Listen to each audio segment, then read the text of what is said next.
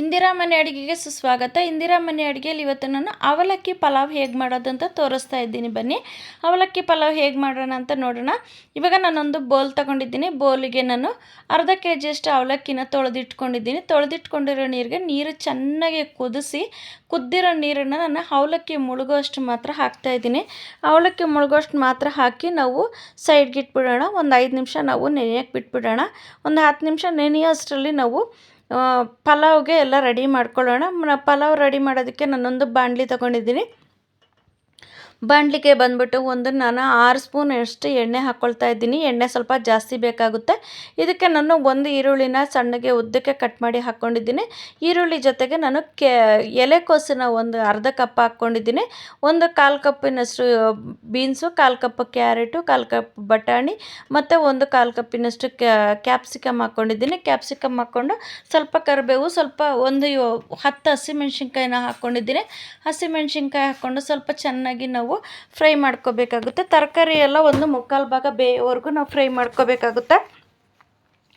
ಇದಕ್ಕೆ ನಾನು ಮನೆಯಲ್ಲೇ ಮಾಡಿರೋಂಥ ಬಿರಿಯಾನಿ ಮಸಾಲೆ ಪುಡಿನ ಒಂದು ಅರ್ಧ ಟೀ ಸ್ಪೂನಷ್ಟು ಹಾಕಿದ್ದೀನಿ. ಹಾಕ್ಕೊಂಡು ಸ್ವಲ್ಪ ಚೆನ್ನಾಗಿ ನಾವು ಫ್ರೈ ಮಾಡ್ಕೊಳ್ಳೋಣ. ಇವಾಗ ನಾನು 1 ಟೀ ಸ್ಪೂನಷ್ಟು ಶುಂಠಿ ಬೆಳ್ಳುಳ್ಳಿ ಪೇಸ್ಟನ್ನು ಹಾಕ್ಕೊಳ್ತಾ ಇದ್ದೀನಿ.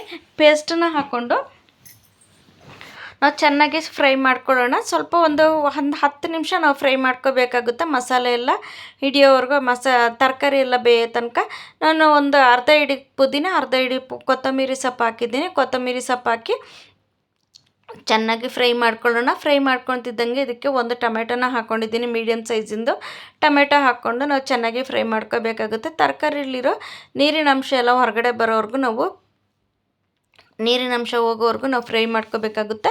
ನಾವು ಇದನ್ನು ಮೀಡಿಯಮ್ ಉರಿನಲ್ಲಿ ಇಟ್ಕೊಂಡು ತಿರುಗಿಸ್ಕೋಬೇಕಾಗುತ್ತೆ. ರುಚಿಗೆ ತಕ್ಕಷ್ಟು ಉಪ್ಪು ಹಾಕ್ಕೊಳ್ಳೋಣ. ಉಪ್ಪು ಹಾಕ್ಕೊಂಡು ನೋಡಿ ಇವಾಗ ಚೆನ್ನಾಗಿ ನಾವು ಫ್ರೈ ಮಾಡ್ಕೊಳ್ಳೋಣ.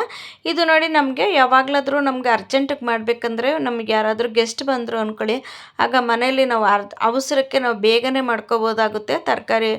ತರಕಾರಿ ಎಲ್ಲ ಹಾಕ್ಬಿಟ್ಟು ಪಲಾವು ನಮಗೆ ಡಿಫ್ರೆಂಟಾಗೂ ಇರುತ್ತೆ, ಟೇಸ್ಟಾಗೂ ಇರುತ್ತೆ, ನಮಗೆ ಸ್ಪೆಷಲಾಗಿ ಮಾಡಿಕೊಡೋ ಥರನೂ ಇರುತ್ತೆ. ನೋಡಿ ಇವಾಗ ಒಂದು ಮುಚ್ಚಿಬಿಟ್ಟು ಒಂದು 5 ನಿಮಿಷ ನಾವು ಬಿಡೋಣ. 5 ನಿಮಿಷ ಮುಚ್ಚಿಟ್ಬಿಟ್ಟು ಬಿಡೋಣ. ನೋಡಿ ಇವಾಗ ತರಕಾರಿಲಿರೋ ನೀರೆಲ್ಲ ಹೋಗಿ ಎಣ್ಣೆ ಬಿಟ್ಕೊಂಡಿದೆ. ಈ ಥರ ನಾವು ಫ್ರೈ ಮಾಡ್ಕೋಬೇಕಾಗುತ್ತೆ. ಇವಾಗ ಉಪ್ಪು ಖಾರ ಎಲ್ಲ ನಾವು ಕರೆಕ್ಟಾಗಿ ಹಾಕಿದ್ದವ ಅಂತ ನೋಡಿಕೊಂಡು ನಾವು ಚೆನ್ನಾಗಿ ತಿರುಗಿಸ್ಕೊಂಡು ನೋಡಿ ಇವಾಗ ಮಾಡ್ಕೊಳ್ಳೋಣ. ಇನ್ನೊಂದು 2 ನಿಮಿಷ ನಾವು ಮುಚ್ಚಿಡ್ತಾ ಇದ್ದೀನಿ. ತಿರುಗಿಸ್ಬಿಟ್ಟು ಒಂದು 2 ನಿಮಿಷ ಮುಚ್ಚಿಟ್ಬಿಡೋಣ. 2 ನಿಮಿಷ ಮುಚ್ಚಿಟ್ಟಾದ್ಮೇಲೆ ನೋಡಿ ಇವಾಗ ಚೆನ್ನಾಗಿ ಎಣ್ಣೆ ಬಿಟ್ಕೊಂಡ್ಬಿಟ್ಟಿದೆ. ಇವಾಗ ನಾವು ಅವಲಕ್ಕಿ ಹಾಕ್ಕೋಬೇಕಾಗುತ್ತೆ. ಅವಲಕ್ಕಿ ನೋಡಿ ಯಾವ ಥರ ಉದ್ದುದ್ರಾಗಿದೆ ಅಂತ, ಅನ್ನದ ಥರನೂ ಇದೆ.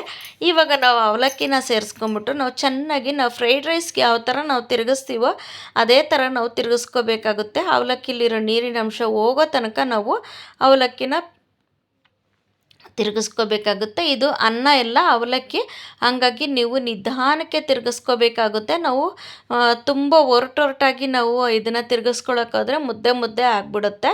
ಹಾಗಾಗಿ ನಾವು ನಿಧಾನಕ್ಕೇನೆ ಅವಲಕ್ಕಿಲಿರೋ ನೀರಿನ ಅಂಶ ಹೋಗೋ ತನಕ ನಾವು ತಿರುಗಿಸ್ಕೋಬೇಕಾಗುತ್ತೆ.